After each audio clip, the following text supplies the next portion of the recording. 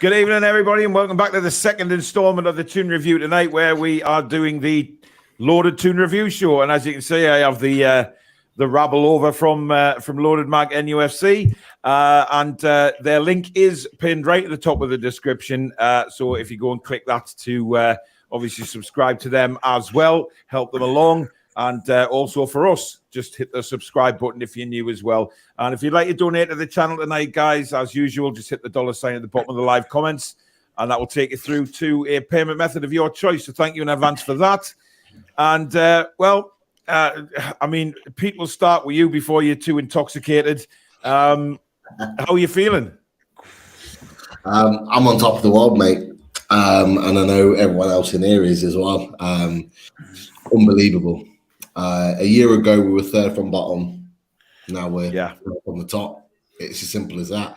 It's been an outstanding turnaround. And I've got a lot of friends that support a lot of teams in that traditional top six that are very jealous right now of what we're doing.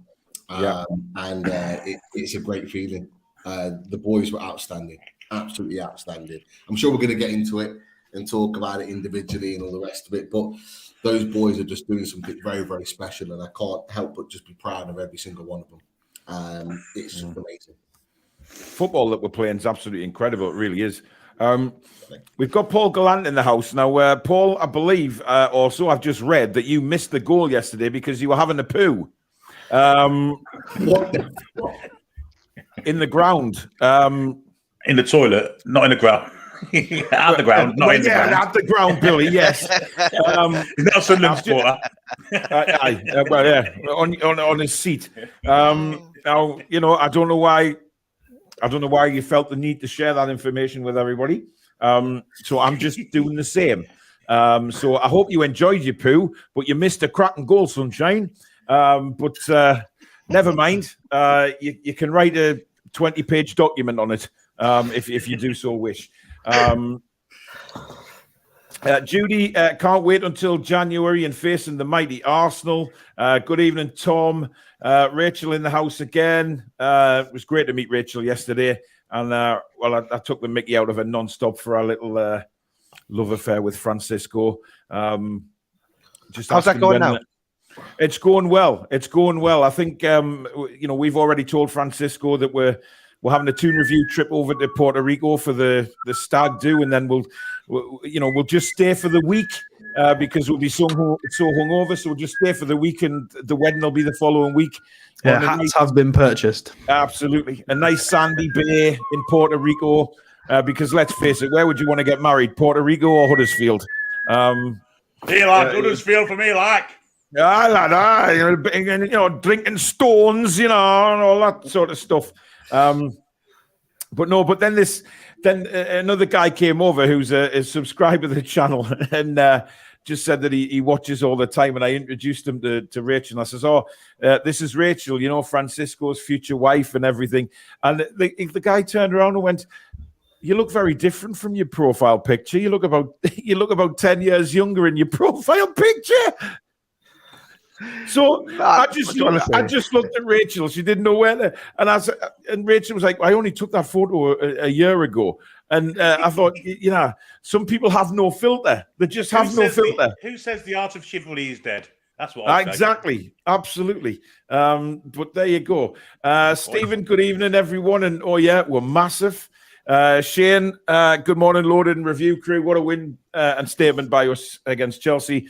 Did anyone here see Karangual's goal today? Yes, it did. Absolutely immense. That first touch and then smash right into the next game. Paul Gallant says, roll on the next home game. Well, obviously, you might see some goals. Paul, if you're not stuck on the ball. Jesus Christ. Honestly, you couldn't write it. That must have been the drinking in the strawberry. Must have unsettled your stomach, Paul, and just forced the brown rain to appear when you didn't want it to. You know what I mean? Oh, no, I can hear chewing, man. Oh, no. Where's the paper? Where's the paper? Well, if there was no bog roll, Billy, he could have, wiped himself on the 30,000 pieces of paper that he brings to every game that I can't read. But never mind. Up the A1 says hi again to everyone. Second part, here we go. What more for a Sunday night? A two-parter of TTR with the Loaded lads joining. Indeed. Judy says we're on 30 points this time last year, just 15. Seems unreal. It seems surreal. Well, we were in a lot of trouble this time last year, but I mean, Rich, were you at the game yesterday? I was, yeah. I was up in the Leazes West corner, mate. I mean, the football that we're playing is just sensational. Oh, exceptional. It was just breathtaking to watch, and the atmosphere made it even better. And like the Ben was sitting next to me, and he was like getting right into it. Like he always does, but especially at the end when you see Longstaff flying in, then Big Dan Burns like sliding as well. And you should see, I've never seen the Ben upwards. It was proper fighting and everything. It was class, man. Oh, it really was. I mean, we were talking about on the review show just before there about how Murphy literally ran 50 yards to clobber Havertz. He really did piss him off. I mean, Havertz is just a twat, isn't he? I mean, he is just a twat. I mean, Daz, behind you, I see you've got the league table and Newcastle highlighted there. It's dream world, but I do. Oh yeah, that's right. Yeah, you do. I mean, the performance yesterday just said how far we've come because we dominated them both when we had the ball and we didn't have the ball. Yeah, no, look, we were absolutely class. We covered it last night, Pete and myself, on our own review show. But yeah, we're just singing and dancing. That was just the start of the show. But no, absolutely loving it. Just I think I said, I think someone quoted me today. Have I died and gone to heaven? Because it's just chalk and cheese here. The difference from where we were to where we are now. So and just can't wait for it to get going again. And it's just it is a bit of a. You normally look forward to a World Cup. No, we'll still look forward to a World Cup. And I'm from Ireland. We don't send a team to the World Cup. We don't bother with those competitions. But yeah, no, just dying for it to come back again. And roll on. As Paul said. I like how you say that we don't send them. It's not that we haven't qualified. Nice choice of words. They sent English teams to them years ago. Yeah. Have your B team. Yeah, that's very true. I'm very true. Now, obviously, Rich, you were not Rich. I mean, Chris. What the hell? It's Sunday night. It's late. I've had a busy time. You said you were out yesterday for the game. Obviously, spent most of the day selling your Avon goods, and then went out on the Raz. Obviously, out in Merseyside. Just sum up what it was like. Oh, mate, the mood is it's somber. Like that was the first time I can remember. In fact, I think it's the first time I've ever done it when I've gone out with me red and blue mates, and I'm just grinning from ear to ear, and they both just look miserable. Because even though Liverpool won yesterday, they're still, they're not in a very good position. Everton obviously got trounced by Bournemouth for the second time in a week. And I was really looking forward to watching, the game last night, and the game finished, and they're all just looking at me going, how are you still winning? How are you still winning? But it's the performances, though. It's like you lads have already said, they're fully deserved. We're not scraping these wins. We're earning them.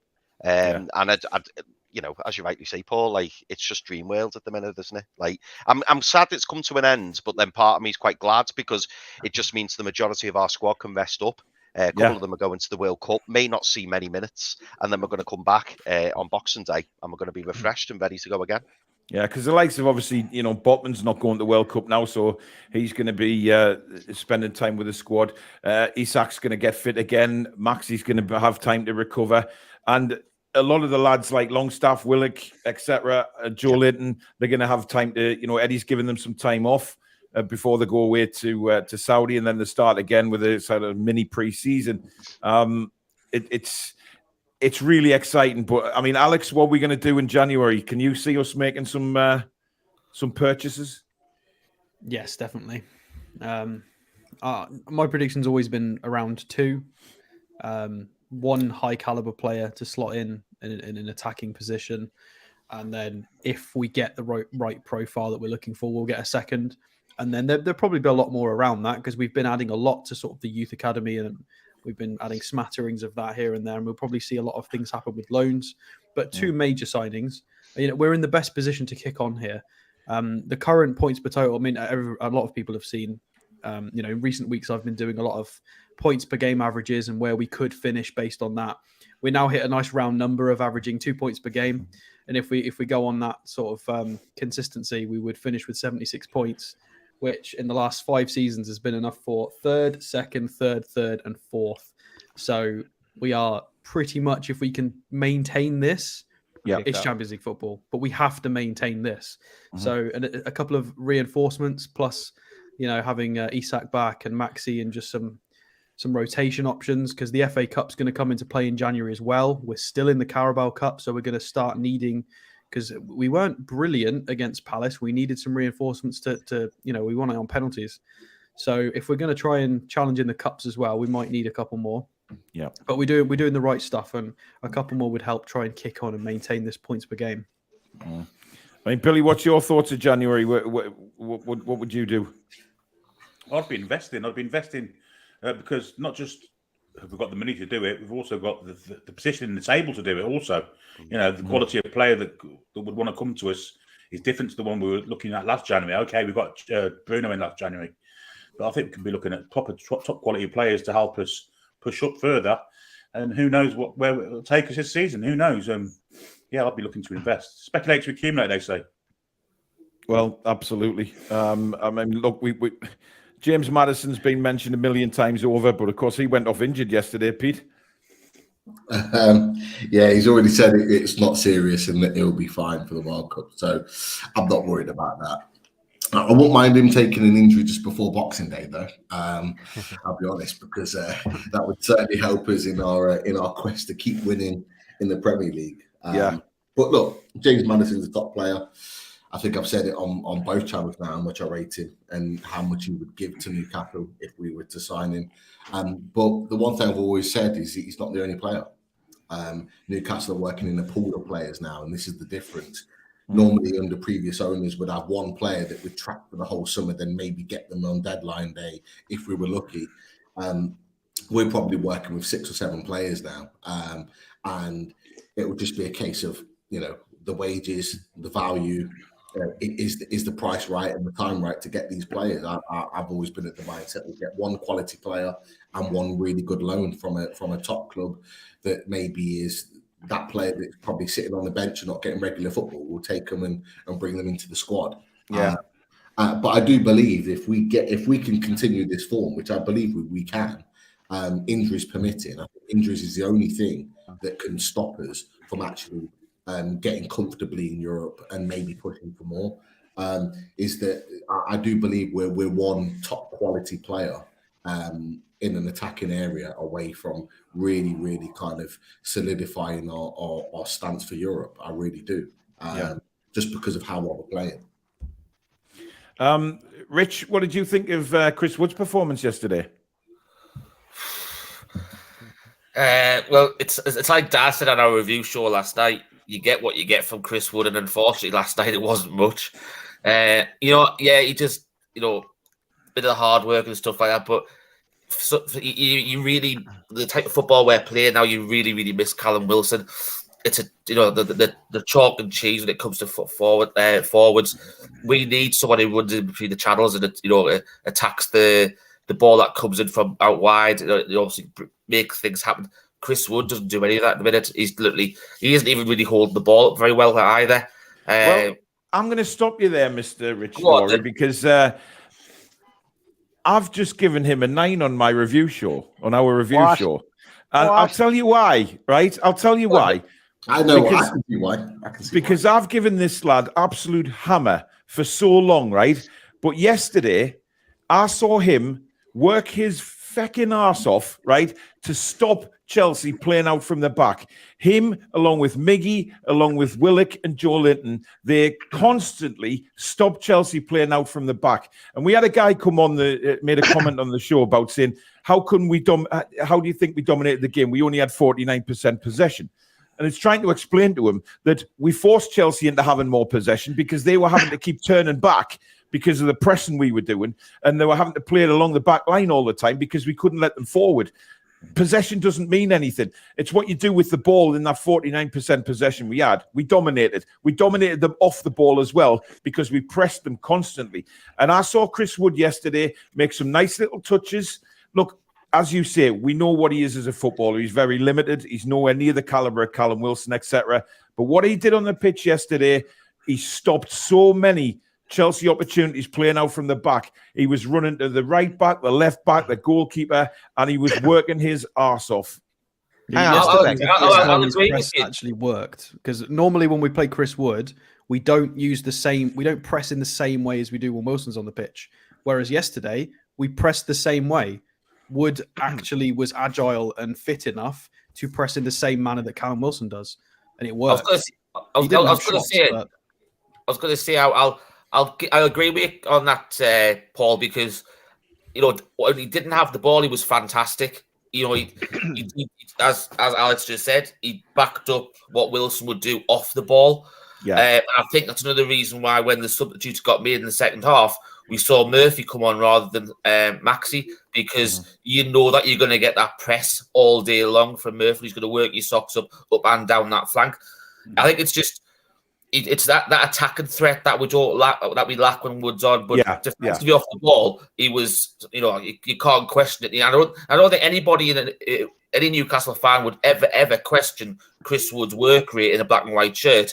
It's just obviously he does his best for the quality he has. But obviously, when it's the quality that we need for what his role is as an attacker and put the ball in the back of it, that's the only thing that's lacking for me. So I'd probably give him an 8 yesterday. I don't think. Listen, I know what you mean. I don't think we're ever going to give Chris Wood like 8s and 9s for his football and prowess or hat tricks or whatever it may be. I just thought with all the flack I've given him and lots of people have given him, I saw a different performance from him yesterday. Where he actually, what he did for the team really benefited us, because Chelsea just couldn't play out, and they kept on trying, and they just kept failing, and to the point where they were kicking it out of play. There was the few times that they did play it out quite well and got round us a few times, but they then came across 2 absolute monsters of centre backs that we have, and they just couldn't get anywhere. But I mean, what was your opinion at the end of the game, Daz? I'm going to carry on in the Chris Wood talk for a second. Oh, bloody hell! There he is. Look, I can see why you're defending him, Paul. I know yourself and Martin we're all in favour of bringing him in, and he did do that job at the end of last season. Right, that's fair enough. But I can see why Pete would have given him an 8 yesterday, and I can see what you're saying about a 9. He did the right thing as in terms of his pressing, but the problem for me is his pressing. It's too slow, because he is too slow, and that's what's letting him down. And that's just the way he is now at the stage of his career. He needs more pace. Alex is shaking his head. Absolute nonsense, I'm afraid. Yesterday was the first time where his pressing wasn't too slow. Daz has been shut down at last. The amount of times we won the ball on the front line because his pressing for the first time in the black and white shirt was quick enough. For the first time ever, his pressing was quick enough. It was evident in the amount of times we had high final third turnover. We were getting tackles in. Alex, me and Daz had this conversation last night. You've had a shocker there, Daz. I'm sorry, mate. I'm going to say something that might be controversial here, but I actually think Chris Wood pressed better than Callum Wilson in the game. Callum Wilson, when he came on, actually allowed Chelsea to come out and play. And Chris Wood, for all of his ability on the ball, and we know what his ability on the ball is like. It's not great. As you know, I talked about his movement. His movement was shocking. He could have had a hat trick yesterday. His movement when we were putting great balls into the box was not good enough. But his pressing and his ability to form that tactical understanding with the front as a front three, I think was pivotal of why he stopped Chelsea playing their football. Because he just didn't stop running. The amount of pressures he put on Mendy, where Mendy was just having to kick it anywhere and we're winning possession back, or they were end up Koulibaly was kicking out of play because he didn't know what to do on the ball because he's not really a ball-playing defender. I get what you're saying, Daz. We're continuing this conversation, And if I'm going to refer back to, because I looked at Newcastle World's ratings as well, and Jordan had Wood down as a 6. I had him down as a 6.5, so I was a bit more generous. But look, he was trying to do the right thing. But for me, it's about speed. If he had that extra speed, which you can't get into him now at this stage, he would have had he would be up in those ratings that you're talking about. But it's the speed for me, and that's why I want a younger, speedier replacement in. But we know going forward, Chris Wood is going to be sitting on the bench because you're going to have to be choosing between Willock and Isaac or both maybe. Well, look, both can be true. Both can be true, but we do also want a speedy replacement, and he is going to be sitting on the bench. Right? We agree with those points, but I think we're just saying that his pressing was adequate yesterday, and I think it was. We've got Isaac. That's just admit you don't like him. Just say it, mate. You know, you don't have to go around in circles, man. Just say it. Nothing against them at all. Just like to see him gone in the summer. I've asked Kev some. There you go. It's not January. I don't mind him, but get out. Yeah, yeah.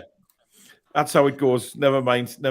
Rachel says he's the first person to have said that about my photo. Just in case any of you think I filtered my photo, I haven't.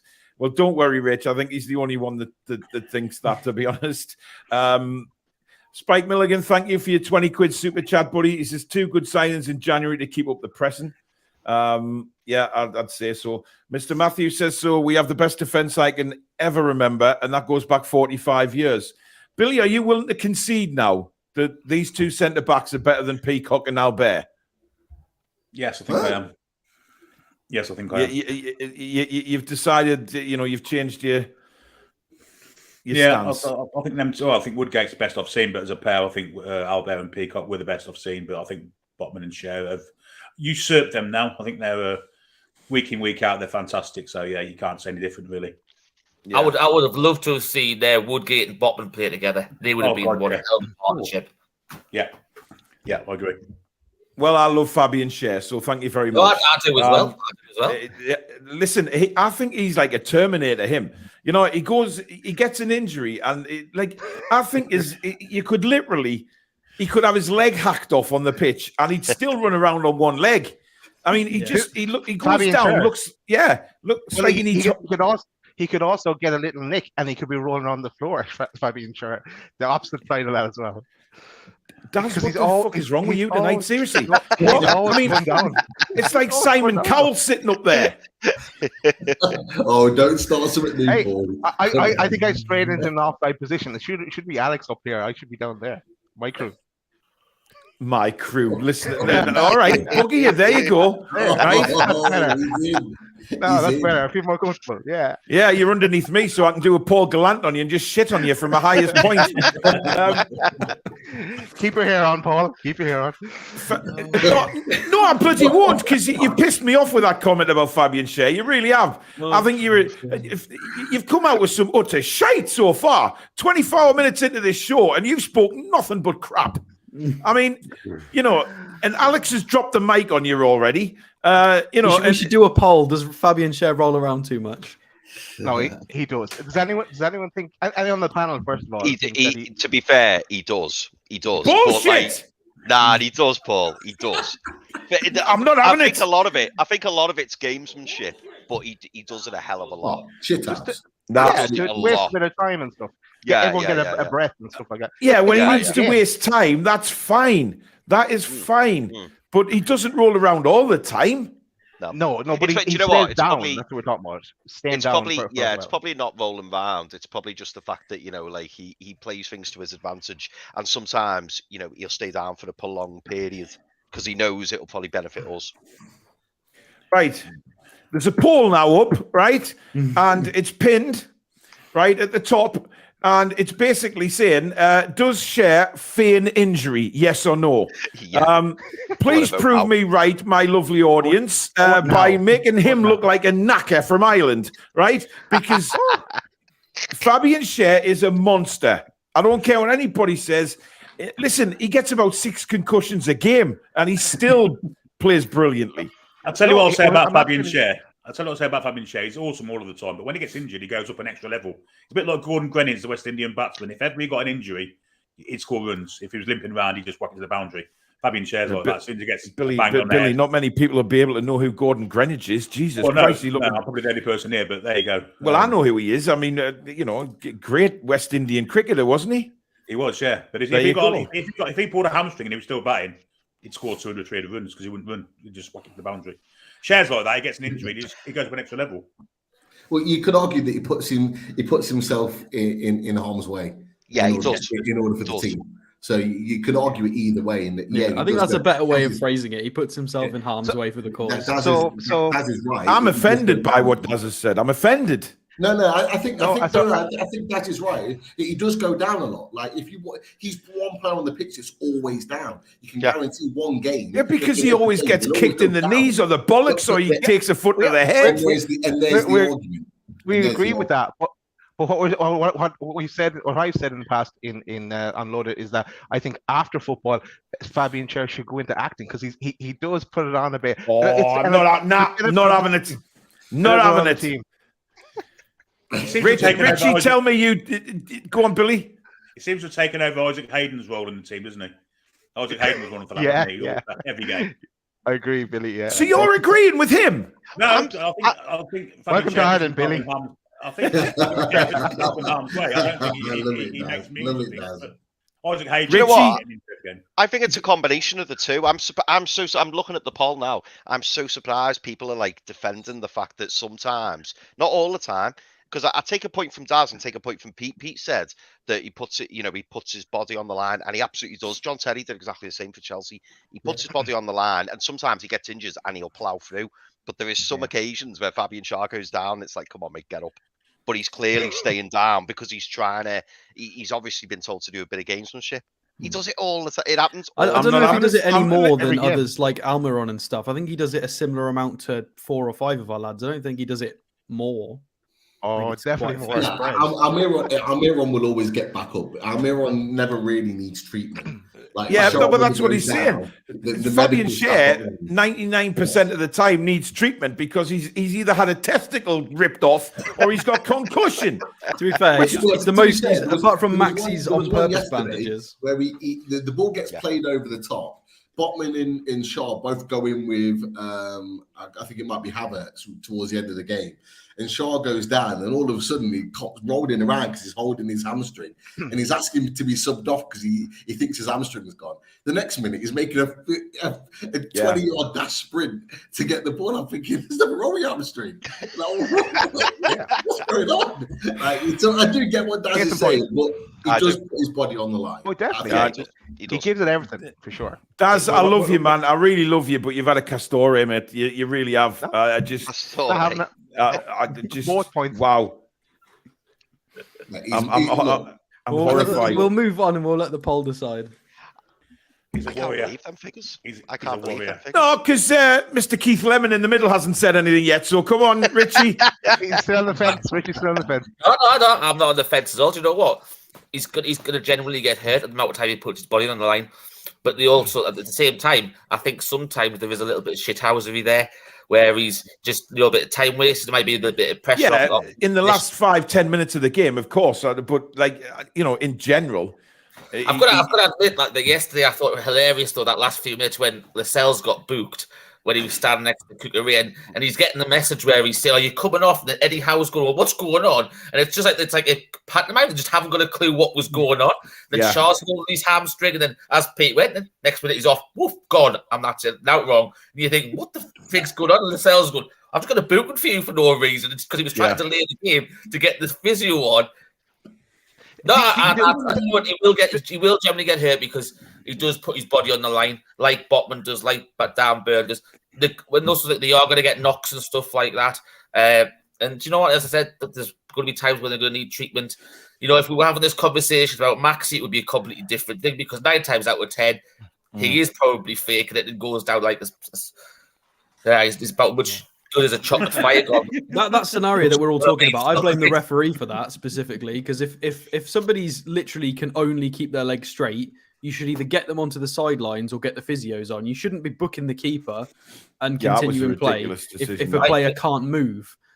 Whether he was faking it or not, I think the ref should have controlled that a lot better. He had a shocker in those final 10 minutes.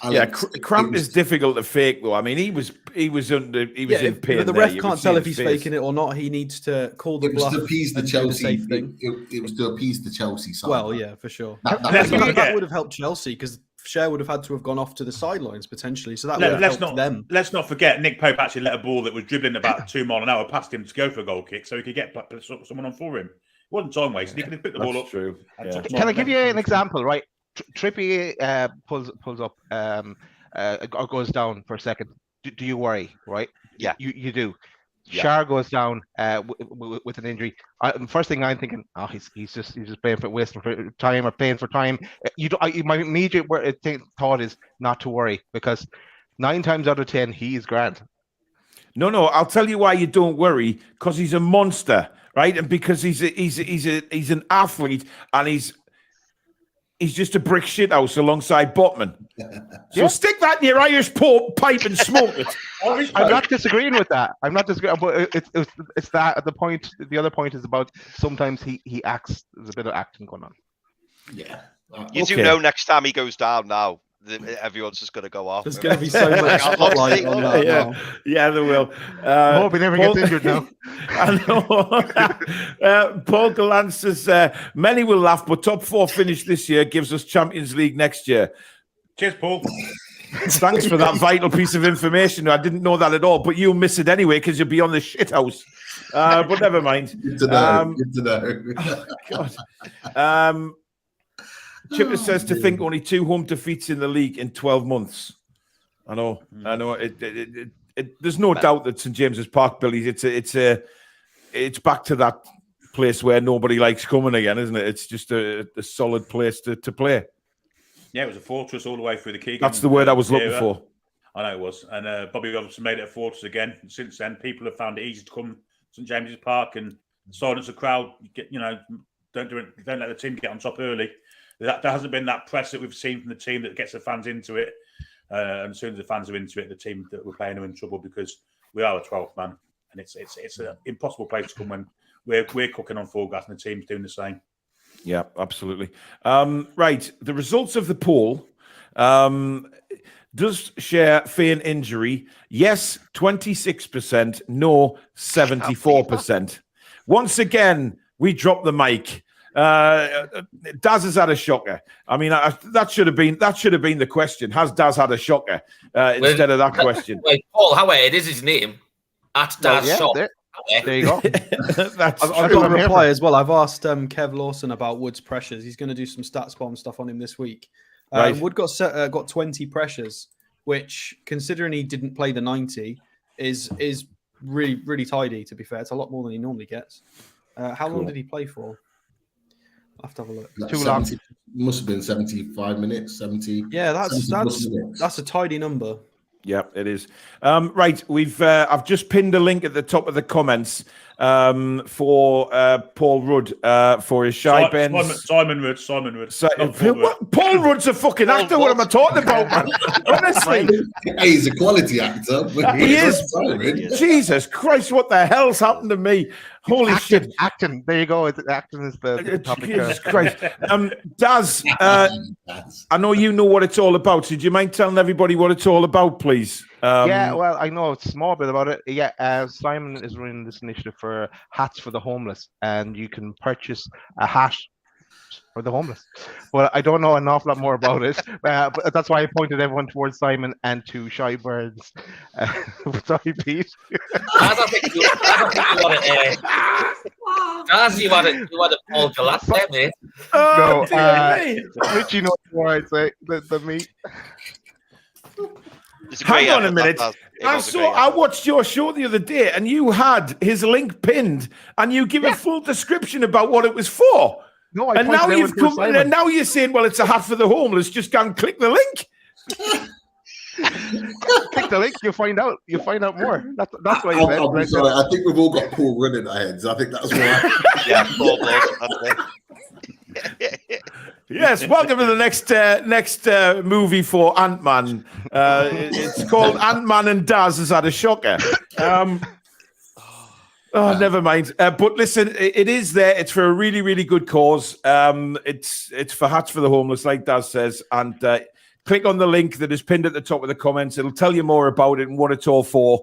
But it's a really, really good cause. So if you want, because you buy hats, don't you? And then obviously the money they raise goes to more hats for the homeless. So I think it's a GoFundMe, if I'm right in thinking. Right. And so, there's been a lot of talk across the country at the moment, but obviously up north in particular, from our perspective, is that a lot of the food banks and a lot of support for people that don't have the money to be able to look after themselves over the winter months is depleted right now. Yeah. And any support for those families that can't afford hats or things to keep them warm over the winter months, I think it's a really good cause that Simon stroke Paul has put together. And there's a lot of people. We talk about this all the time with the food bank, with so many families that are struggling to be able to feed their own children or their families in general. It'll be exactly the same with the winter months where they can't even provide, just a warm hat for their child to go to school or to go out and play with their friends. And we know what it's like in the northeast, where it's incredibly colder, incredibly more difficult on a day-to-day basis weather-wise than it is in any other place in the country. So the fact that Simon's put that together, I think, is amazing. Yeah, it is. And it's working with the Newcastle United Foundation, which is amazing as well. So it's a great cause all round. So if anyone can contribute to Simon's cause, that would be amazing. We obviously are massive supporters from Loaded Mag NUFC. So if anyone from the Toon review and so many 600 plus are watching right now, if you can contribute to that, that'd be fantastic. So thank you in advance. Alex, I'm quite shocked I'm going to say these words, but Alex has a joke. I do. It's a brilliant one. Does anybody want to guess Chelsea's goal difference? Zero. Yeah. Does anybody want to guess Man United's goal difference? 0. Yeah, that's the joke. That's it. Ours is plus 18, by the way. 0. That's unbelievable. That is absolutely unbelievable. You think of how much money, right? You think of how much money that those two teams have spent to assemble their teams, and I'm not talking over years. I'm talking about just this summer.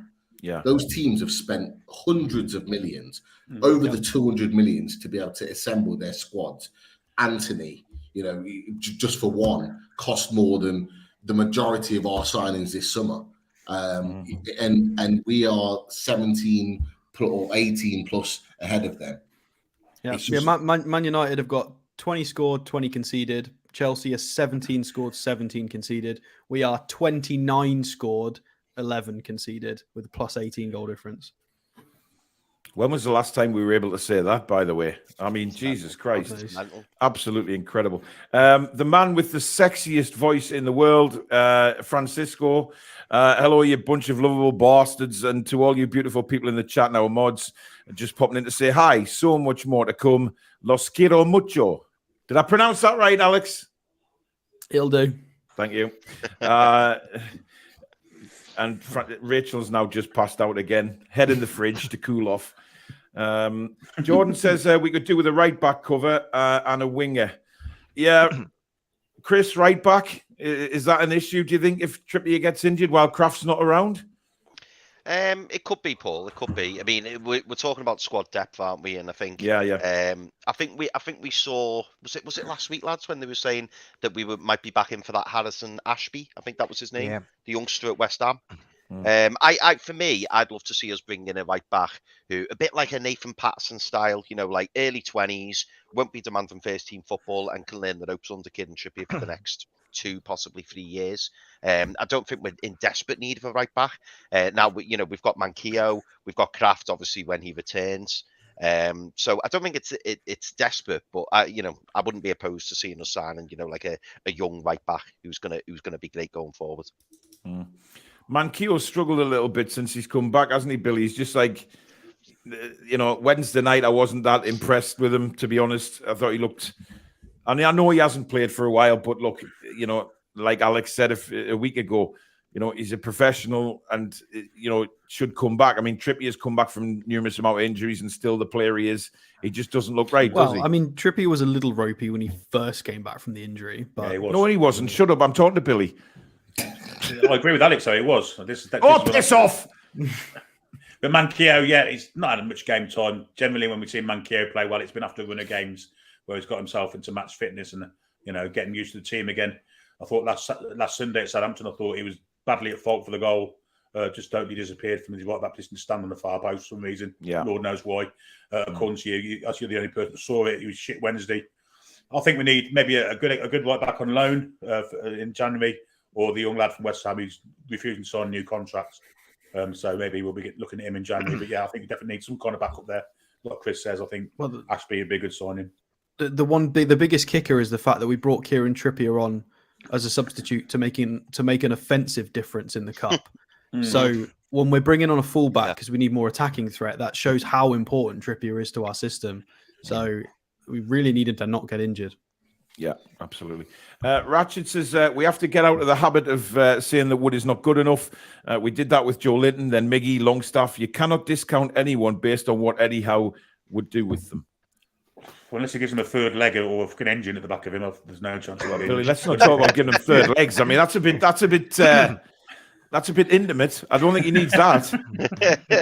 Yeah, wrong choice. Engine, I can agree with. Yeah, if we can give him more speed, but that's not going to be possible. So, Eddie Howe can work wonders, but you just don't like him, Daz. You just don't like him. You can go in January or somewhere though. You just want to put him on a boat and sail him away, don't you? Just admit it. That's a different guy. You get me confused. Yeah, I know what you mean. Paul said Chelsea struggled yesterday. Well, they struggled because we didn't let them play. That's the reason they struggled. We kept nicking the ball. Well, how would you know? You didn't see half the game. Samsonite says Mendy is a goalkeeper with very slow decision making, so Wood was quick enough for Chelsea.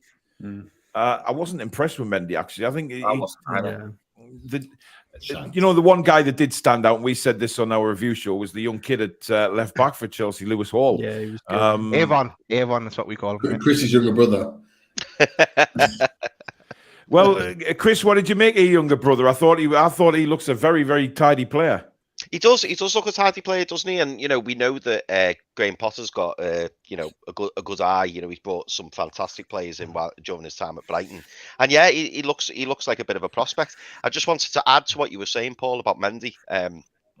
If you think, I'm sure between Mendy and Kepa, they've spent about 120 odd million on the two of them, and we've got Nick Pope for 3 million up front. It's mental. And going back to what Pete was saying earlier as well, Anthony, I think Anthony was he like 79 million or something like that? Yeah. And there was a stat out, wasn't there? Alex will tell you, saying that our front line was cheaper than Anthony. Casemiro was more expensive than the whole of our midfield, and Maguire was more than all of our defence and goalie. Yeah, I mean, we'd have to move Isak out of that conversation, but I think it's fair to do so because he's played 2 matches. So exactly. Yeah. Which makes me laugh as to why we get all the hammer for you look at all the money you've spent when you look at other clubs they've spent much more money than us. It's crazy. Jackie dares to disagree with you, Alex. He says, Alex, you're talking nonsense. Wood is terrible and is not good enough for this team pushing forward. He done nothing yesterday, just running around like an idiot. Ooh. Well, we'll wait and see because Kev Lawson's going to drop a stats bomb thread on Chris Wood at some point this week. So we'll actually have a look at what the data says because we can't really argue with on the eye and a lot of the free websites. I can't go into the necessary detail to back up like pressures and completed pressures. It's quite hard, and covering ground and territories that's you need paid software to get into real detail. So we'll wait for it, and we'll have a look. Well, on the flip side of that, Stephen then says Wood was pressing all game better than Wilson as a fluidity of the press. He could be more aggressive getting goal side, but Wood was excellent yesterday. So I think he was unfortunate. We talked about this in the review show, though. I think he was quite unlucky that a lot of the crosses weren't to him. They either didn't go past the first man or they went to Willock at the back post. Can we blame Wood for that? I don't know. I feel like that's harsh. Alex's movement was shocking. His movement was shocking. There was one. I'm yet to watch it. I normally watch games twice, and I haven't seen this twice yet, so I'll have to go back and have a look. I picked up on it during the game when we were watching it live. But there was some outstanding balls being put in from the likes of Willock, Trippier, Longstaff, and Callum Wilson would have had a field day because his movement's so good. And I think we underestimate how good his movement is in the box. Defenders find it so hard to track him. When the ball's in the box, he just picks up spaces that not many other strikers can do, which is why he's in the upper echelons of a top striker in the Premier League, Callum Wilson. Harry Kane's exactly the same. He's built in the same way that his movement's really, really good. Chris Wood is so static. He does all that hard work running to kind of stay tactically solid. But then when you want him to do what a striker should be doing, and this is where I think Daz's argument is that when you want him to do what a striker does, when we see what Callum Wilson does and Isak does, when you want him to do that, he just stands still. Yeah. And he doesn't make that little bit of movement. And I stick by it. If Wood's movement was better, he's on for a hat trick yesterday because the balls in were good. And actually, I think there's an element of me that feels like there's a disservice to Willock and Longstaff and Trippier for the balls they're putting in because they don't get the recognition because they come to nothing. So you just think, oh, it was a poor ball. This was my argument for Maxi last year, getting discredited a lot of the time for the same reason. So no, I completely agree with your point there. But my praise of Wood was more the other stuff. The fact that we were able, because normally when we play Wood up front, we can't play in the same pressing style.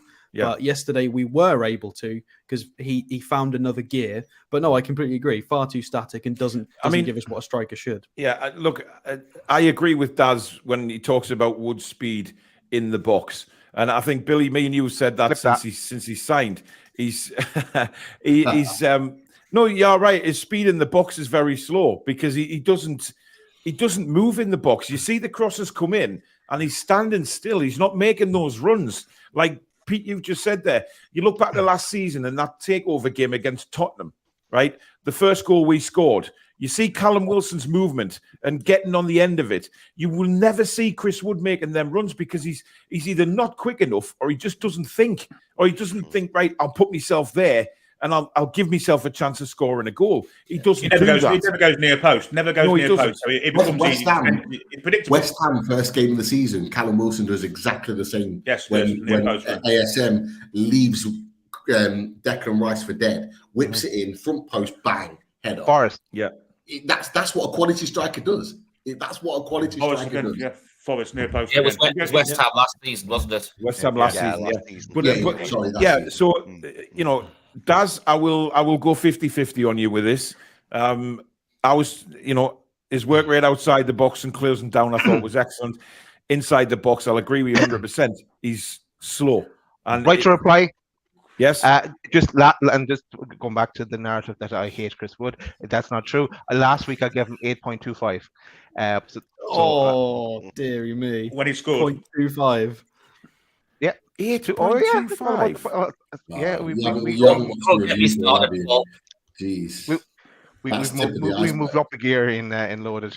See, in your head, you thought that was a positive that got you out of that situation. You just made it worse by adding a 0.25 onto it. No. I think 8 is more complimentary than the 0.25. Listen, he gave a great defensive performance, but he's a centre forward. He should be doing more than that, in my opinion. Yes. I mean, he's going to be a backup, third, fourth choice striker. But when he's required, if he can do that again, I'm all right with that. It wasn't amazing, but if he can do that, I'll put up with it. He was pressing adequately for us to play our game. That's fine. Just to add a question from what you boys have said. So are we saying that if Callum Wilson started up front yesterday and played the 60, 70, 80 minutes or whatever, are we saying that it would have been more than 1-0? Yes. Yeah. Yep. Yeah, without a doubt. I mean, I did listen. There was no doubt some of the balls into the box were hitting the first man again, but there was a couple of quality ones which a Callum Wilson type striker would have the nous to position himself to be, or see the ball coming in and then move. Chris Wood doesn't do that. Chris Wood stays where he is. So when the ball comes across, he's not making an effort to get to the ball. He expects the ball to come to him. Whereas Callum's different because Callum will move to the ball. And that's why he gets so many goals, like the headers at the near post and things like that. Because like Billy says, he doesn't make them runs to the near post. Well, the biggest influence would have been in the first 20 minutes of that second half, because we were playing it across the 18-yard box so well and we had so much control. Having a striker that would have either come back to link up or made those cheeky runs. Yeah. I think if Wilson scores in that first 20 minutes of that second half, if he's on the pitch, I think we had such good control. Nathan says, Paul, have you brought Daz on just so you seem less negative? Nathan, can I give you some advice, mate? Take your face for a shite. There you go. Rachel, Angelica says, Rachel, take no notice. Some people are absolute numpties. I would have said to him, have you seen yourself? You've got a heat like a bag of hammers.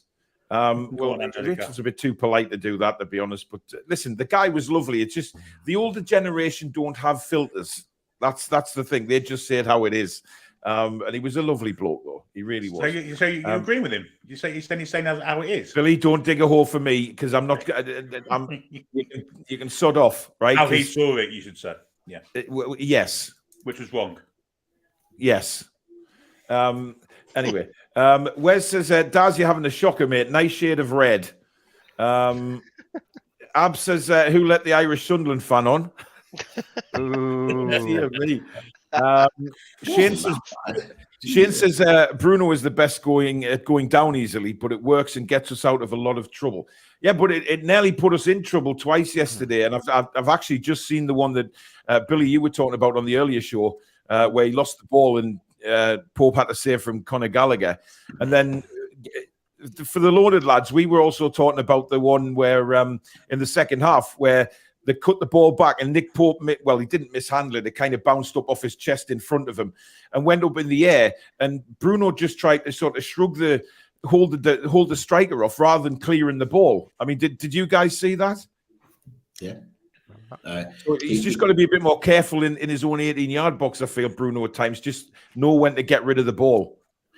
But you also then take away the quality that he brings in those tight. Like Bruno's the best player on the pitch to play in tight situations. Yeah. So if you're asking him to clear it into row Z, then you take away from the fact that at times this season he's been able to play out of a 3-man press and set us on a counter attack because he splits 3 players in one pass. So you need to weigh it up. With world-class players, you just need to kind of accept that that's how he was. Now, there would have been lots when he had that situation that are like, just clear the ball. But actually what he's kind of doing, he's shielding the player from getting the ball to enable the defender to clear the ball away. And if the defender clears it away like they did, they clear it up the pitch. If Bruno clears it, he clears it for a corner and puts us under even more pressure off the back of that. Whereas the defender cleared it out I think he might have cleared it out for a throw or cleared it further into play, which then enables us to regroup and move up the pitch. So it's that. And Bruno's thinking about that in a split second because that's how good he is. And sometimes we kind of just have to with world-class players, and we're going to have more world-class players coming to the club where we just go, you know what? He's class. Let him do it. Even it doesn't have to be world class. If you remember Target against Leicester, clearing it to Willock and then Willock doing the driving run. That's how we're playing right now. We're trying. Sometimes that turns into an opportunity, and if it works, it works. And I think that's the way we're trying to play. It's risky, and it's not gone wrong yet. And to be fair, it probably will go wrong at some point, and we've got to make sure we don't get crazy about it because it will go wrong at some point. But I think we're getting far more points doing it than we're losing. So we've just the good thing is as well, if somebody makes a mistake, the way things are going in the team at the minute, the way somebody makes a mistake, there's always somebody there covering their asses. Whereas, you look the last season and previous seasons, people make mistakes, heads drop, the whole team's heads drop, and they're just all over the shop. But now, people covering each other is incredible. Stephen Fraser, thank you very much. £50 super chat. So kind, buddy. I hope you're doing well in your new digs. He lives in the same village as me now. So see him out and about walking his gorgeous little puppy. So I hope you're well, buddy. Irani Granny is back. And Daz, I'll let you answer this one, mate. The Irani Granny says, Cher is a warrior, whereas the Irish are just Scottish Mackhams. Bring it on. Oh, yeah. Listen, Irani Granny, you don't want to challenge her. She hammers. Well, she said some delightful things about me recently. So, Daz, I'll just warn you, mate. She's a little bit lethal. The Irani granny. The Irani granny. Watch where she's sending her weapons. Oh, Jesus. Oh,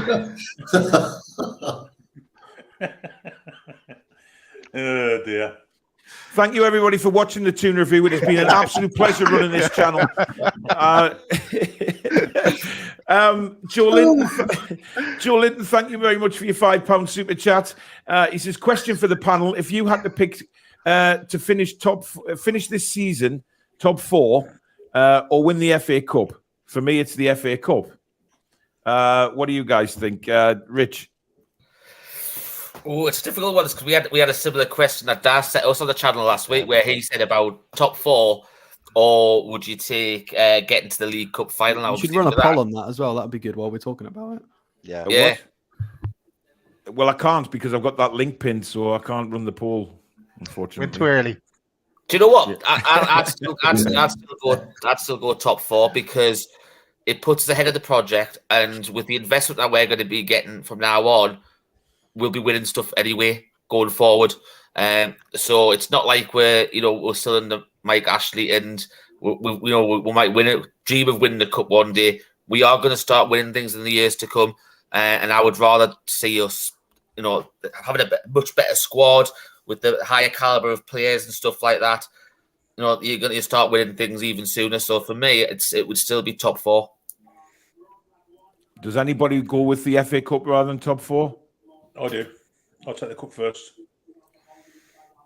In 53 years, we need a trophy. We need a trophy Are we actually talking about a guaranteed win, or are we talking about what Richie mentioned about the fact that we get to a final, but there's no guarantee that we win? No, it's the trophy itself. I think it's the trophy, isn't it? Yeah. I think most people would take the trophy if it was guaranteed because it's winning the trophy, and I think everyone would want the trophy. But obviously, like I said, we had that poll where we said getting to the final, which is not necessarily a guarantee. But yeah, I agree with what Richie said. Ian says, did you see the Saturday Social Premier League Team of the Season on Sky? 5 Newcastle players are in it. I should hope so. Quite amazing, really, when you think of Sky's bias to against us. Interesting. Jason says, don't mind them time wasting during the let's pluck a figure out of the Sky injury time. 7 minutes was a long time. I mean, there was some delays, I must admit. And to be fair to the referee, he did point out a few times when the Newcastle players were down, he was pointing to his watch when the Chelsea players were moaning on, saying, especially when Botman went down 2 or 3 times, he did point to his watch. So, but 7 minutes? No, I agree with you, Paul, because obviously being in the ground as well, obviously you see all the little things that were going on as well. But yeah, I thought 5 minutes tops. I thought 7 was excessive. Yeah, I did say that. I said 5 minutes, but I said they'll probably say 7, and you could just tell what was coming because of the way the game was at the time. I thought it felt like Liverpool again, where they would just add as much time as they wanted until Chelsea scored. That's exactly what I was thinking. They were adding as much time on, and they were doing as much as they could to get Chelsea an equaliser. And it shouldn't be like that. It really shouldn't. We shouldn't even have to think like that.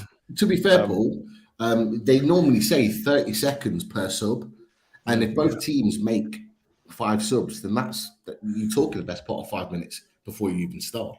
Yeah, true. So if they're keeping to that idea of what it should be, because that's always been the case, certainly in the last number of years, it should be at least 5 minutes. And then with the Botman going down and the Shaw, you kind of understand that it's around 7-8 minutes. But you've got some other games where 5 subs are made from each team and you've only got like 2 or 3 minutes added on. So it's all over the place. Yeah, I think the Man United Fulham game that's just happened today was 3 minutes added time, and I'll have a look at how many subs were made in that game.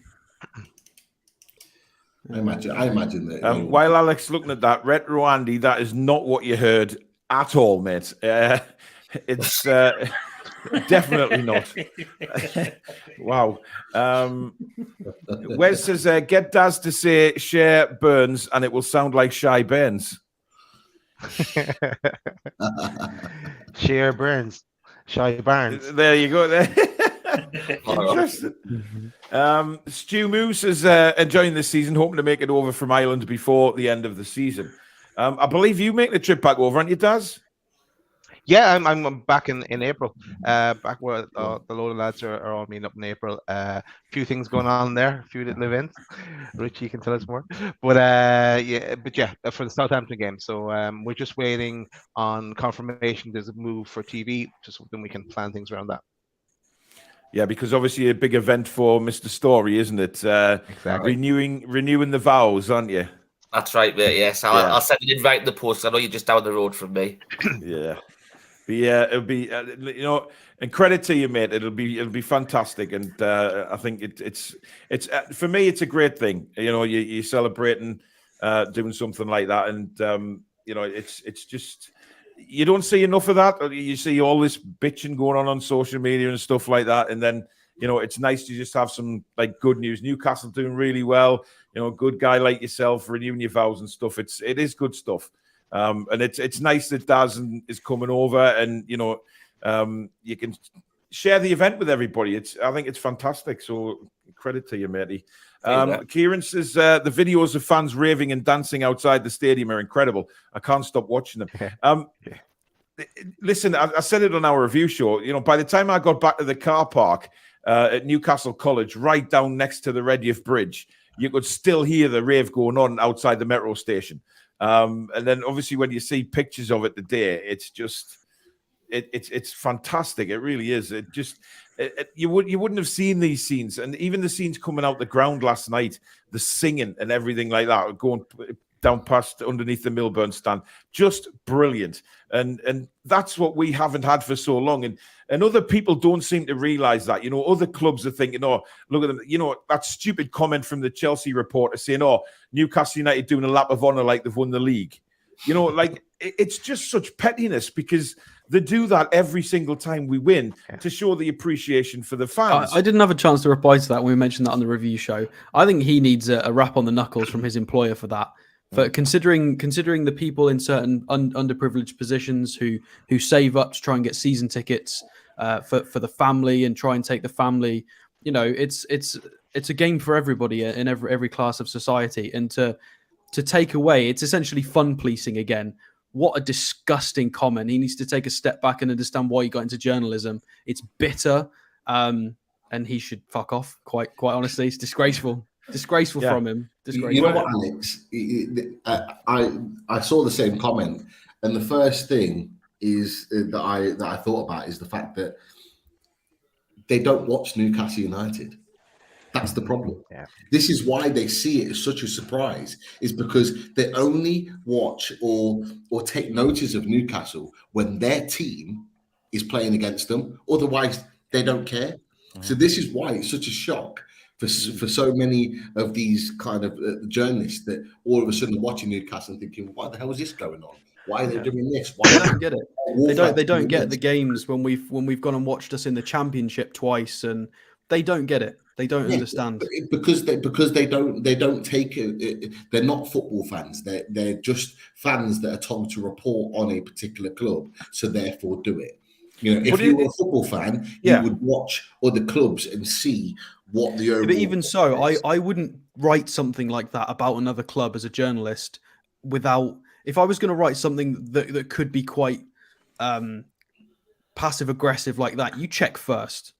Because there's egg on your face, really. It's his job. He's salaried to do that. I mean, he got absolutely hammered. He got hammered. Rightly so. He deserves it, and he deserves it from his employer as well. Because you're being directly passive aggressive and offensive to a region, and it's just unnecessary. It's meant to be a professional position. It's not good enough. But you've also got to take into account, the amount of years that we have felt completely unattached to the football club. That the fans have been in a different zone to the football club. And now, because of what they do, you see the players going into the crowd, giving the shirts away. And Rich, I don't know whether you saw last night at the end of the game there when Botman and Cher and Joe Linton and Pope all went to the Leazer's end and giving it the get in, and just got, it gave your hair stood up, because it was just, you felt part of the club. And that's what they do when they go around doing the lap of honor for a win.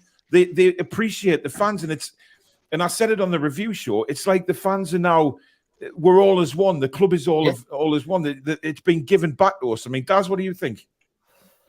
No, why not? It needs to be done.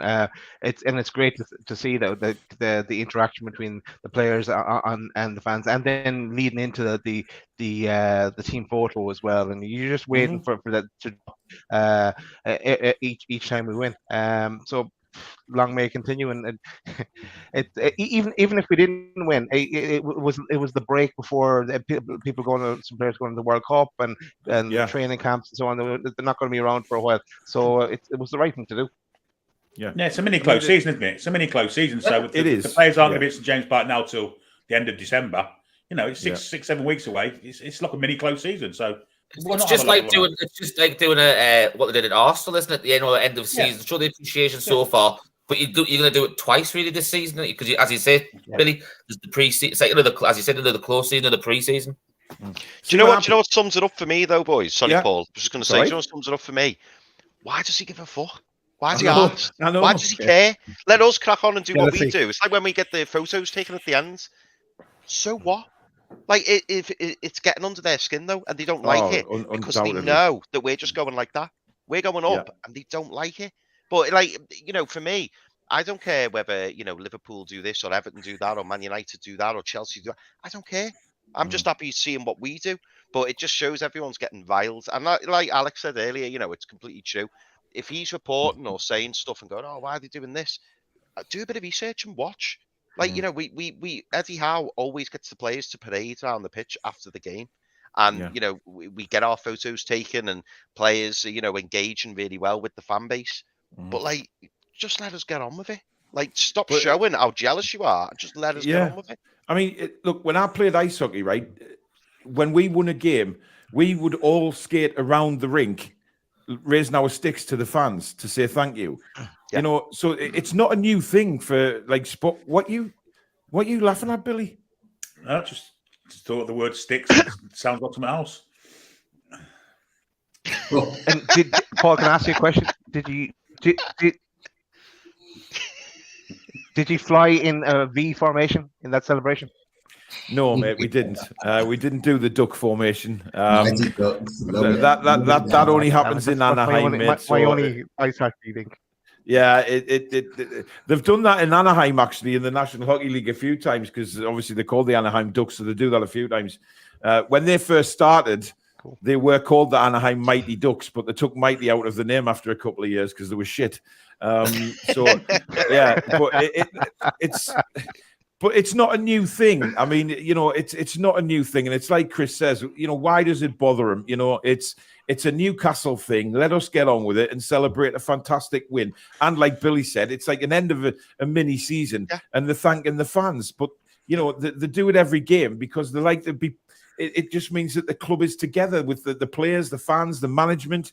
You know, Jason Tyndall going mental in front of the Leazes End yesterday was fantastic. You know, and just brilliant. Alan says, just in, lads, nearly switched off because I thought I tuned into University Challenge. Where's Paxman? Oh, yeah, like us rabble would ever be on there.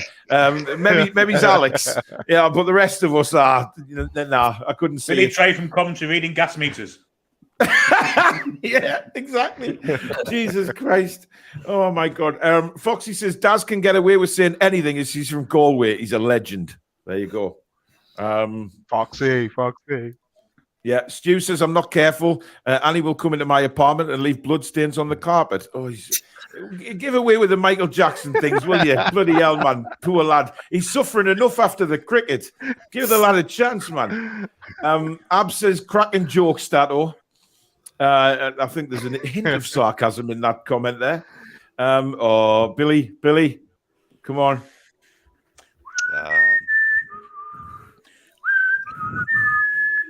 Where do you know that song with that tune from? Simon Bates on the radio. Tune. Yeah, our tune. Our tune. No, because I know that from Graham Torrington, Late Night Love. That was something back in the day in Leicester. I remember Graham Torrington. Yeah, he was in Coventry as well. Yeah, I remember him. Yeah. Great. That's what he used to play that years ago. When you started playing that, that's what I thought. It's the tune of love, Pete. That's what it is. And obviously, look, he's replied. Look. I tell you what, it's happening. It is happening. Without a doubt. By the way, everybody, if you are enjoying tonight's show, please don't forget to hit that like button for us. It does work miracles on the old algorithm and tells YouTube that something wonderful is happening on the channel. Also, if you like what you're seeing and you're not already, please do subscribe. It is free to do so. And also hit that notification bell, which will let you know when we go live or we upload a video. Don't forget to also go and subscribe to Loaded Mag NUFC. Their link is pinned right at the top of the description. Helping them move up to 5,000k because they deserve to be there. Certainly one of the best channels along with us and some others out there. Very close. We're about, what, 260, 250? So come on, guys. Let's get them up to 5k. Finish the weekend off in style. Give these guys a good punt up the backside and get them up to 5k. That would be fantastic. And if you like your Toon Review merch, this is where you can find it. So let's get down to business. I've been waiting, think I wanna make that move now. Baby, tell me if you like it. Tell me if you like it now. I've been waiting, think I wanna make that move now. Baby, tell me how you like it. Let's get down to business. So there you go, toonreview.co.uk, the place to go for that. Jimmy's ruined that for me. He's ruined it for me. What do you say? What did Jimmy say? Well, Jimmy's changed the last bit to let's get down to fucking business. He's completely ruined it for us now. He is a legend. I'm glad you brought the other song back though, Paul. The Rise on the 30-second warm-up. I just did that again this afternoon because I had so many comments saying, bring it back, because it means a lot to what we've done as a club. So I did have it in a minute, but then I thought 40 seconds is long enough. Just say the show starting in 40 seconds. Gives me time to sort everything out in the background and then obviously cut in the intro. So, I had loads of people asking to bring it back and to celebrate what we've done as a club. So it is like we will rise, you know what I mean? And I'm going to have to change that to we are rising or we have risen shortly. So, just keep going with that. But never mind. Quick talk about the World Cup. Just while we've got you guys here, obviously a week to go before the World Cup kicks off. Chris, I'll start with you. Are you confident of what England could do in Qatar, or is it just a case of you're just going to watch it to enjoy the football? Yeah, to be honest, mate, you probably started at the worst person. I'm not a big, massive patriotic fan. Got to be honest. Yeah. I enjoy the World Cup spectacle. I'm looking forward to watching Brazil, France, Germany, Holland. That'll do for me. In terms of England, I think unfortunately, I think it'll be Southgate's last tournament. I think he'll go at the end of this tournament, regardless of what happens. I think if they win, if they lift the World Cup, I think he'll go, and he should.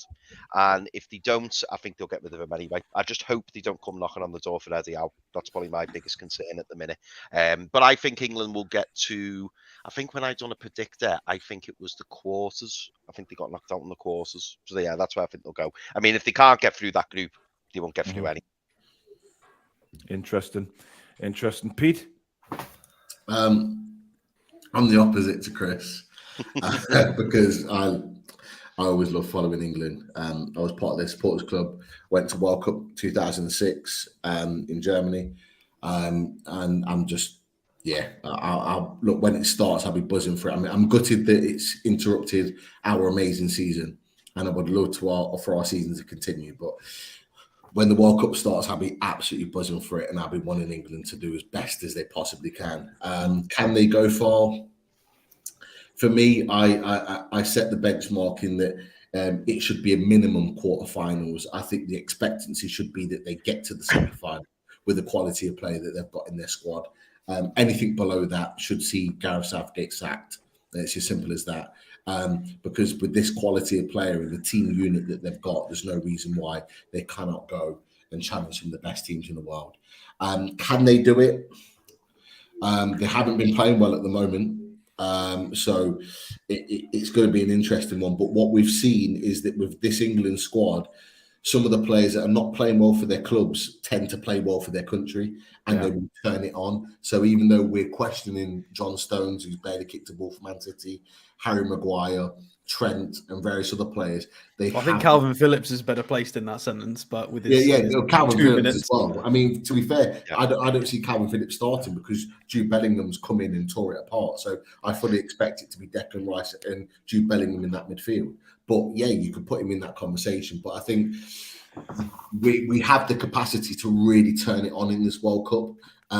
But it's how we make a start. And Chris is absolutely right. There's no reason why we shouldn't be topping this group and getting out of there comfortably.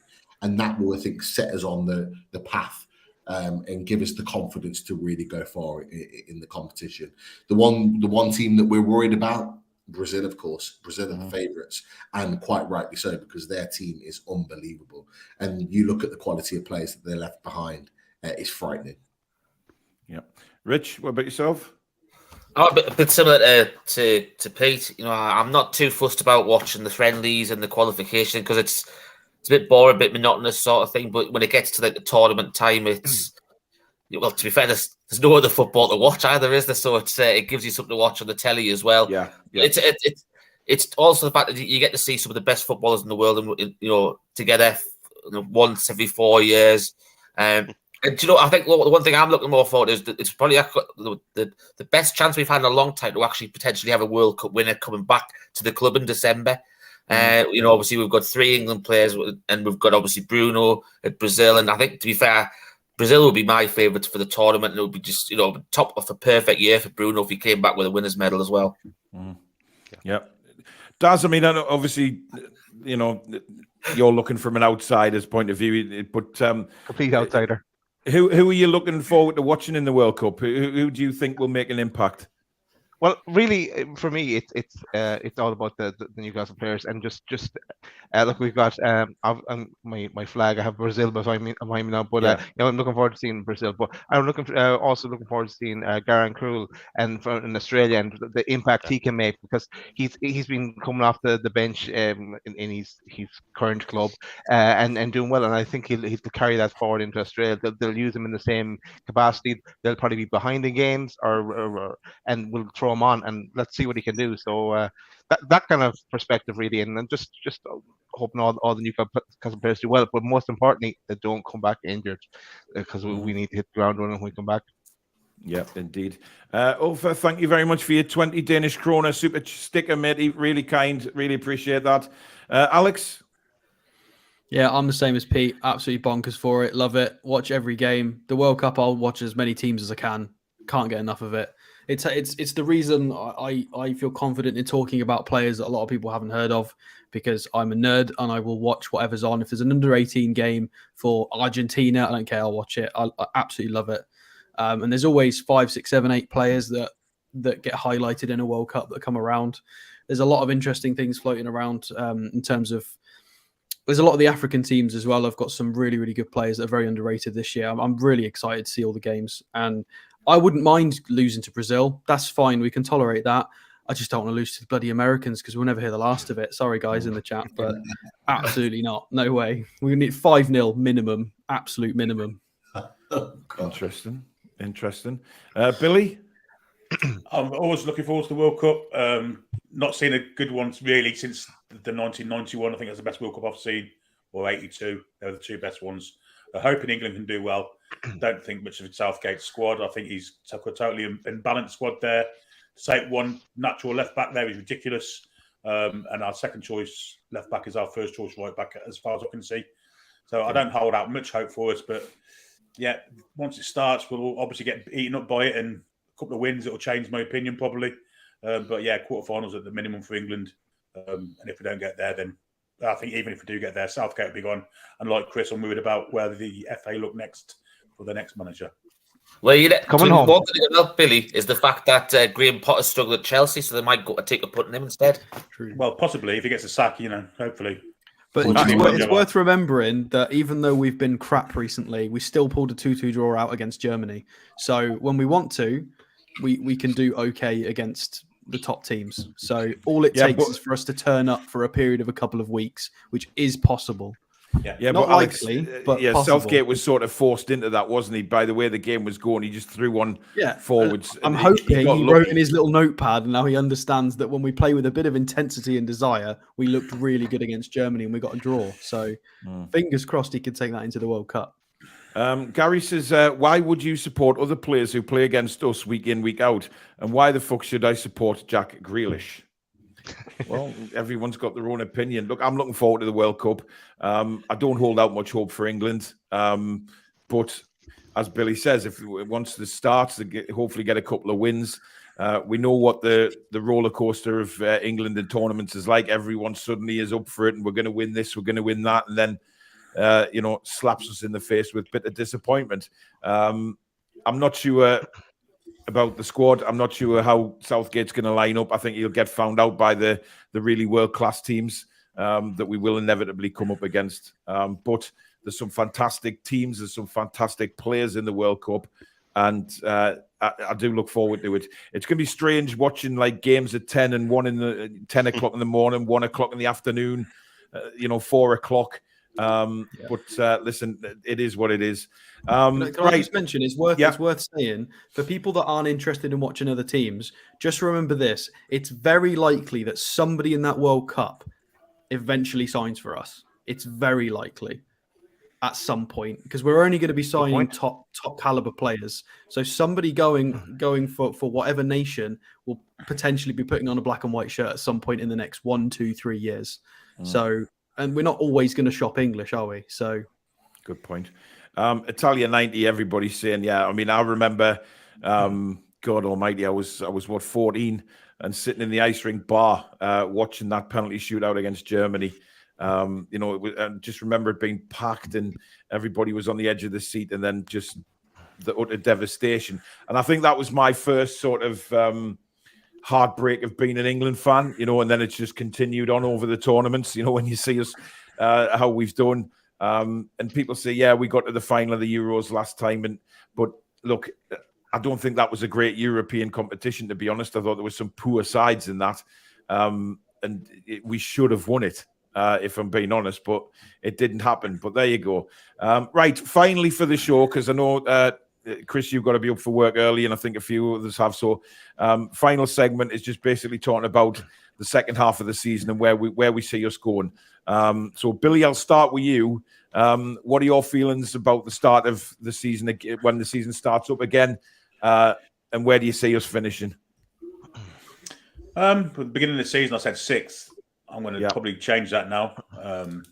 I think after we come back from the World Cup, hopefully refreshed, hopefully with no injuries, go into January and a couple of decent investments into the squad, hit the ground running.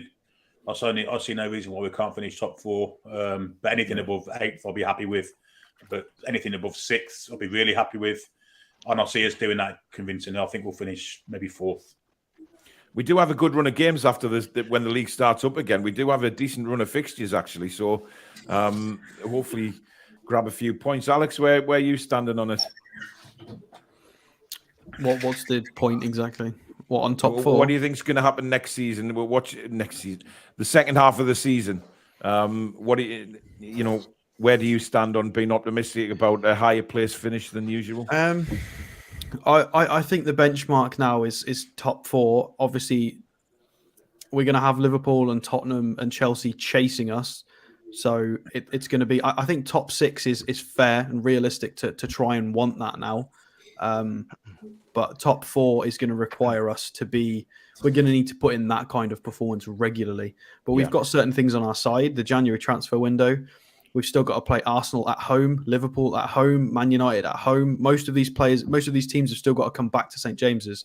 Yeah. And as we've already mentioned, we've lost twice at home in the calendar year. Who's going to beat us at home? Yeah, again, I say it every week, you've got to absolutely die to try and get a win off us at St. James's nowadays. It's impossible. It's very tough. So I think it's very possible. I would like to see top 4. I think top 6 is more realistic. And I think I'm at the point now where if we get conference, I'd be a little bit disappointed, because I think we might have let it slip away a little bit. A few weeks ago, that would have been, I probably wouldn't have said that. But I think now, just so many wins on the trot, we've got such a good accumulation of points. I think now it's maybe just trying to aim a touch higher. So I think it's Europa madness, League though, me isn't it, minimum. to think if we finish conference, we'll be slightly disappointed. Yeah, It's just it's unbelievable. Daz, where do you stand? Because do you think the owners will change the mindset about signings in January because of where we are now? Yeah, well, that's what Darren Neal said there the other day as well in an interview, that they may look to strengthen, or they may find some money somewhere to invest in players if they need to come January. But where I was had placed this was 8th. I said 8th or higher at the start of the season. I'm now saying we're definitely going to get into Europe. What competition in Europe is the question, and I think I'm secretly saying, no one watches this, they won't be able to quote me or to play it back. I think we might get top 4. Yes. Richie, how about you? Well, do you know what you said about invest on players and stuff like that? We always know that if the right deal's there, Newcastle will do the deal. They said that they did that with Alexander Isak, which was a few windows earlier than they expected. Yeah, I'm like Alex. I've said on our channel before. I think we'll bring in 2 players, potentially 3, if the deals are right. I said at the start of the season, I had a feeling we might be able to scrape conference because of the way that we finished last season. Obviously, the way it would be playing calendar year. I'd be disappointed with that now, and that's obviously it's a good thing. But I'd safely say we're looking to get Europa League safely. But I'm like Daz as well. You know, if we can keep this consistency, you know, I think everyone's expecting it to be a blip somewhere. That, you know, like every team seems to have a blip, but it seems to be at the minute the blips that we've had have been draws. There haven't been defeats. So if we go through it, have a few more blips, but the draws, then there's nothing to stop us. You know, keeping this run going and getting top 4 at the end of the season. Yeah.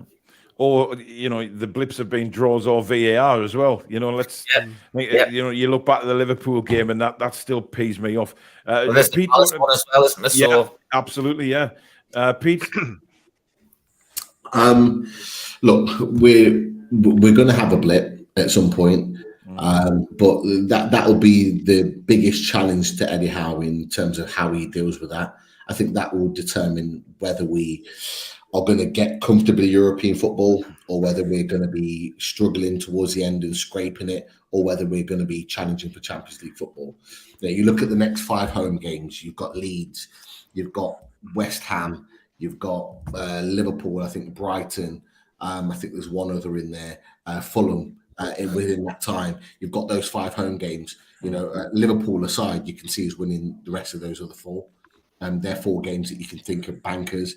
For me, it's a tough welcoming back to the Premier League, and we cannot understate how tough this is going to be. Coming back in our first Premier League game, going to the King Power. Leicester are playing well right now.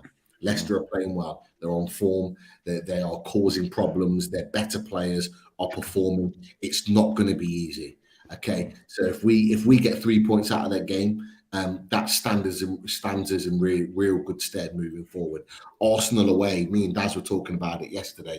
Arsenal away, that's going to be the big challenge. If we can get 2 wins, Leicester and Leeds, and go into that Arsenal game at the Emirates, that's going to be the biggest challenge that we've had so far this season, because Arsenal are flying. That's going to be a really tough one. Liverpool, we deserve to turn them over after what they did to us at Anfield. So we're going to be bang up for that game. And then after that, at the end, I think it's the beginning of March, we've got Man City away. So we're going to have tests along the way. We're not going to win every single game, but it's how we respond to that. If we lose away at Arsenal, or if we don't get a win at Leicester, or wherever it is, I think we've got Crystal Palace away in between that. It's how we respond to that.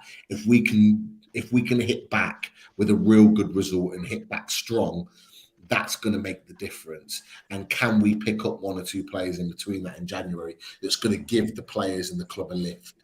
You know, can we get that marquee signing that's going to get everyone talking again and give the buzz to the fans and the players to really kick us on to the second half of the season? Because we know from history that getting those players in, it does give the players a lift. It does give the fans are lift, the club are lift, knowing that top players are coming to the club. Can we do that? That's the big question. If we can get to, we're on 15 games right now. If we can look at the next 10 and we can get to 25, or even the next 15, if we can get to 30, and it's still within the conversation of top 4, for me, we're getting European football. There's no doubt about it. Yeah. But it's what we do. This next period is crucial, which is I think when people have asked me my predictions of where we're going to go, it has changed slightly. I do think that we'll get European football, but I'm not saying we're going to get top 4. I'm not going to say that we're guaranteed it, because you look at Man United today, a last-minute winner, it keeps them in touching distance. Liverpool are putting up form right now. It can change very, very quickly. And pull a few results and it goes the opposite way, it changes the way in which people see Newcastle United. So it's one of them. These next 10 games for me are crucial in where we go in this season. William says that we play Liverpool days before they face Real Madrid. So that's going to be interesting to see how Liverpool line up. Zishan, thank you for your £4.49 super chat. He says top 4 is there for the taking. After the World Cup, there are still 23 games to go, plus European games for the others. We will be playing once a week. We'll hopefully playing a few times in the Cup as well, Zishan. Chris, how about yourself? Yeah, mate, I said at the start of the season, I thought top 8 would be good if we could get top 8. I've probably changed that slightly now, and I agree with what all the lads have said. I think if we didn't get Europe, we would be a little bit disappointed. I think we've got a great opportunity to get top 4, but maybe ask me again when we've played 25, 28 games. If we're still in the mix then it's very much on. But, there's a hell of a lot of games to play. We've only played 15, got another 23 to go. Long way. I agree with what people are saying there, about getting a player in January just to lift things. Whether it be 1, 2, 3 players. I'm not saying we get, a big squad overhaul. But if you bring in 1 or 2 particularly really top quality players, and let's not forget, we could see Gavan Kowal have a fantastic World Cup. And then, if he come into the squad, he looks like a fantastic personality. He'll give everybody a lift, I'm sure. We're going to have a fully fit Alexander Isak, a fully fit Alan St. Maximin. It changes things. But yeah, Pete's right. We've got a difficult run. We've got Leicester away, Leeds at home, Arsenal away, Fulham at home, Palace away, and West Ham at home, and then I think Liverpool's next. But let's just see what happens. But either way, we're enjoying the ride. It's going to be a great ride, isn't it? Either way. Right, just before we go, Alex, you wanted this up on the screen? Yeah, it's just somebody posted it on Twitter. I will credit them. It's just a list of squads from people challenging for the top 4 spots. Red are players likely to get lots of minutes at the World Cup for their respective nations. And as you can see, Newcastle, they're 3rd across. We don't have that many. So this is one thing to bear in mind, that a lot of the teams trying to challenge for those places around us, especially City, Man United have got a lot of players playing at the World Cup, and they are outside of the top 4 and currently chasing, aren't they? So I think this is something that's on our side. Arsenal, of course, they've still got Europa League, and a lot of these teams are also playing European football alongside a lot of their players being needed at the World Cup. So it's just worth noting there. Bruno Guimarães is not even guaranteed to start for Brazil. That's very true, yeah. So, nor is Wilson. If Kane stays fit, Kane typically will play every minute. So I think this is one of the things that's not been considered too much, is that our squad shouldn't really be playing too much, and will be training with the club and up for the friendly against Rayo Vallecano. And so that's something to bear in mind. And at the end of the day, we know what happened last time they went away last Christmas, so they came back, it just reinvigorated and just went for it. So hopefully we'll see that again. Arsenal there as well, Paul. I didn't realise there was that many Arsenal players that aren't going to be regularly playing at the World Cup. Big advantage for them. Well, there's not that many big. Ukraine, Scotland, Egypt, Norway. There's a lot of nations in there, but the players going to get the most minutes. They've got Partey, Saka, and Gabriel Jesus. Although they've highlighted Saka in red. I'm not sure he's a guaranteed starter for England. Yeah, you never know. Right, that is it for the Loaded Toon Review show for this week. Thank you very much to everybody that's watched and sent in super chats, etc. Really do appreciate it. Well over 600 watching tonight, which is brilliant for a Sunday evening. It really is. Thank you. So do hit the like button if you've enjoyed the show. Do subscribe if you're new and hit that bell to let you know when we do upload or we go live. And of course, look at the description right at the top is the link for Loaded Mag NUFC. Go and subscribe to the lads. Let's get them to 5K as soon as we can because they really do deserve it. It'll be a big achievement for them to get the 5K and onwards. So thank you to the mod squad and Rachel. Managed to get you managed to get your head out of the freezer to cool down once Francisco came on. So thank you very much. Daz, Rich, Pete, Chris, been an absolute pleasure having you on again. Thank you so much. Cheers, lads. These collaborations will continue moving forward, which we're really looking forward to. And thank you to Billy and Alex. We will be back, I think, with me and Alex tomorrow night with a transfer show. And then we will start the build-up to the World Cup. Yeah, some very interesting stories come out over this weekend. Presumably because the journalists have got nothing to do now the games are finishing. So they've been sat on a few names. Exactly. So some good stuff tomorrow. We will always say we're not in the know. These are just links, and we're just seeing what these players might bring to Newcastle should they actually sign. So it's very interesting, and we'll see the names that Alex has generated. Guys, what's coming up on Loaded? Yeah, tomorrow we have Roberto Rojas coming to Loaded to talk about Miggy. He's back again to talk about Miggy, South American journalist, and also going to be talking about some South American players that have been mentioned as well. So that's on Monday. On Tuesday, we're kicking off the fully loaded transfer show, the first of the season. It's a winter warm up. And we've got Sean Casey in with us. People like to hear what Sean has to say. I know he'll have a long list of names, but we'll whittle through the names and see where we are and see where we're being strengthened. Then on Thursday, we are back. Jordan is back with us for a talk on the Toon, and we'll be talking all things the latest topics. I'm sure we talk about Chris Wood and why he gave him a 6 rate. I'll shake his hand on that one. But that's just coming this week, but plenty. We've got a lot of stuff lined up for over the World Cup. I know Pete has been going through his little black book on that, so a lot of good stuff to come. And of course, we'll be getting you guys Pete, back mate, on again. that doesn't look right the way you did that. That looks very Paul Gallant. So there you go. No. Don't do that, Paul. Don't do that, Paul. No. This is just me just making a little note of different things that are going on. We have to do something while there's no away days, and Pete won't be able to play away for the next 6 weeks. So we have got to give something to keep busy. There you go. So there you go. Lots of entertainment on both channels for you. So, the good thing about YouTube, of course, is if you watch one show, you can catch up with another straight after, etc., etc. So, Paul, yes, we always try and make sure, because we're in collaboration, and it's not always possible, but we always try and make sure that those that subscribe to both channels that there's no clash. So we always try and make sure we're either a little bit earlier or a little bit later to make sure that those that can watch Loaded can also watch Toon Review, and that it doesn't impact on everyone. And this is just a little something that we always try and do to support all channels, really, and more so with you guys. So you'll probably see our shows a little bit earlier for that reason. Well, like I say, indeed. But if it comes to it, then they're always available on the channel. So you just go and watch your shows when you, because not everybody is able to watch live, through just that's the good thing about YouTube is the shows are there for whenever you can conveniently watch them, I guess, as well. So, but listen, thank you very much again, guys, for coming on. Thank you for watching, everybody. And we will all see you during the week, and we'll see you soon for another Loaded Toon review. Until then, good night and have a great week, guys. Take care. Take care.